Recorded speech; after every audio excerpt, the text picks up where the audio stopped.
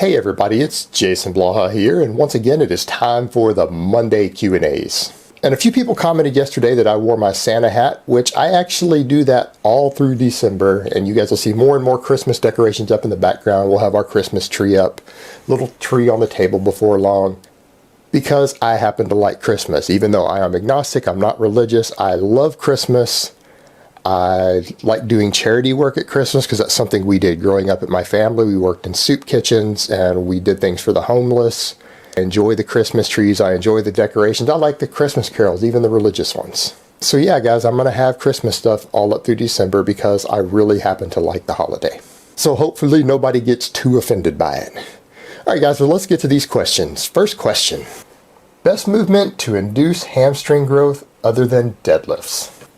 Good question, because I do talk a lot about hamstrings, but to be honest, the normal conventional deadlift probably isn't that fantastic of a hamstring builder. I would say that a deep squat actually is a more well-balanced hamstring builder than any deadlift is. And you have to remember the hamstring has 3 different heads. It serves a couple of different functions. It has different origin points.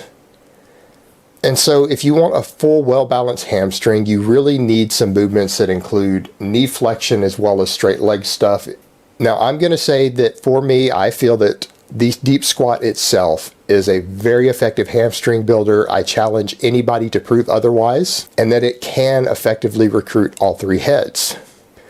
Now, as far as deadlifting goes, the conventional deadlift and even the sumo deadlift are not fantastic hamstring builders, but deficit deadlifts, and I find personally that deficit deadlifts with a trap bar can be very effective for working one head of the hamstring. And then as far as working another head, things like stiff leg deadlifts, Romanian deadlifts, good mornings, all of those things work. Now, if you do not want to do leg extensions and you want something more athletic and a big compound to replace the leg extension, if you feel like the squats aren't quite enough to get the development that you need from knee flexion, I recommend the glute ham raise.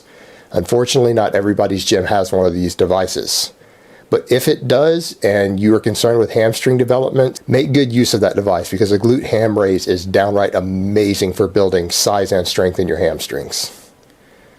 All right, next question. In your novice program, there's no rear delt, side delt isolation work. Do you believe rows and bench/overhead press stimulate these muscles adequately enough to not warrant isolation? This depends on the individual. I feel that because of this sheer massive amount of heavy compounds that I have included in there working 4 different planes of motion, that all 3 heads of the delts for the overwhelming majority of novices are going to get worked, because you have 2 different types of flat presses. You're flat pressing in some type every single training session. You're rowing every single training session. So there's your anterior and posterior delts right there. And you guys have to remember there's always some splashover effect.